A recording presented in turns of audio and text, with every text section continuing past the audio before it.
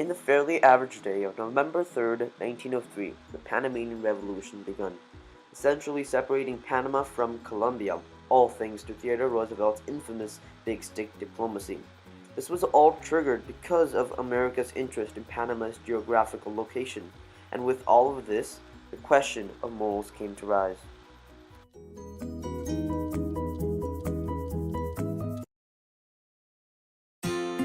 America wanted to build the canal for many reasons. One would be militaristic. If America built the canal, US would become a superpower, since for the first time we would gain control of both oceans. In critical time of war, this could be essential. Navies were an important part of any country's military arsenal. This was crucial. As Ovidio Diaz, a Panamanian lawyer, says, the canal was a geopolitical strategy to make the United States the most powerful nation on earth. Another reason America wanted to make a $4.4 billion canal was because of the economic impact. America and British leaders and businessmen wanted to quickly and cheaply ship an item from Atlantic to Pacific Ocean, and this was exactly that. The 5 ports carry at least 70% of American imports and 75% of Asian deports, and lets us have a better access to the Asian market, and vice versa, which is a good thing since it would strengthen our bond with China and India and make us more codependent. Even though it cost $4.4 billion and was said to be the most expensive public works project, the financial benefits justified the cost. There was one major conflict and a smaller conflict in that. The major conflict was that Panama belonged to Colombia, and the smaller conflict was about morals. Panama, after being freed from Spain, got conquered by Colombia and became one of its territories. America's John Hay and Colombia's Thomas Heron came together in Washington, D.C. and signed the Heron Treaty on January 22, 1901, which gave Colombia $10 million and $250,000 for 99 years. But Theodore Roosevelt wanted a huge amount of control.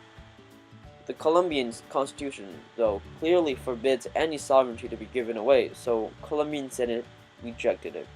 Overall, the conflict was that Theodore Roosevelt wasn't able to make any peaceful negotiations with Colombia, and in the process, Colombia didn't gain anything. Since the Heron Treaty didn't work, Theodore Roosevelt thought of taking more of an aggressive approach. He thought to invade Colombia and even sent spies to check out the possibilities, but in the end, he decided not to. Theodore Roosevelt knew that Panamanian elites were plotting revolution for years and decided to use that for America's personal interest, which wasn't right. Essentially, the compromise for this major conflict was Roosevelt starting the Panamanian Revolution, then sending USS Nashville to stop Colombia from stopping the revolution, which then, afterwards, Panama gave America the strip of land they needed to start building the canal. Colombia had a different view of Panama Canal. Panama Canal would not be as much benefit to Colombia as those who are unfamiliar with the situation would assume. The main reason that Colombia didn't want the Panama Canal is because of the economic value to them. As stated in the book, A Colombian View of the Panama Canal Question, Colombia wouldn't gain much of anything. Colombia firmly believed there would be other solution which would not only be fair and legal, would also permanently satisfy both Colombia and US. Since Roosevelt was impatient, the conflict came to rise, but the conflict could have easily been avoided if there was better communication than before.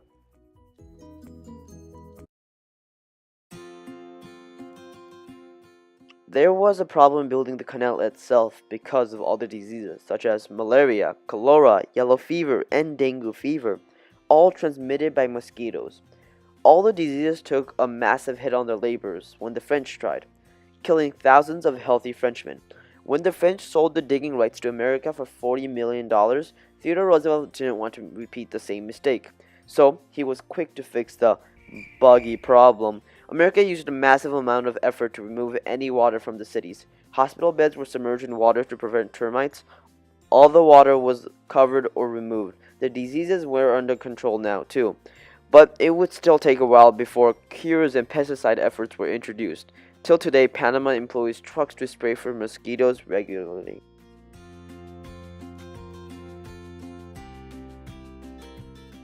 moral conflict. Addressing the second major conflict is harder since there is somewhat philosophy involved in it. Essentially, the conflict is addressing if it was morally right for United States to use Panama for our own personal interests. By now, you may have figured it out. Not going into much detail, basically this is answering the title. Was freeing Panama a moral conflict? And the answer is yes, it was. America taking away Panama from Colombia with somewhat force was immoral, but freeing Panama from Colombia's suppression was the right thing to do. Since even Simon Bolivar, or as my teacher calls him, George Washington on steroids, says Panama is the center of the universe. The depressing thing about this is America wouldn't have helped if we didn't gain anything out of it.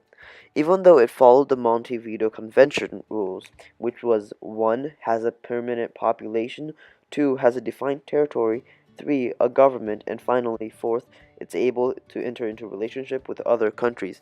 Even though it clearly follows all 4 rules, it wasn't freed by America, or it wasn't even remotely helped by America.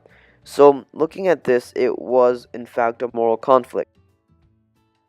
In conclusion, the conflict and compromise of freeing Panama and building Panama Canal are securing the land and persevering through multiple deaths due to mosquitoes.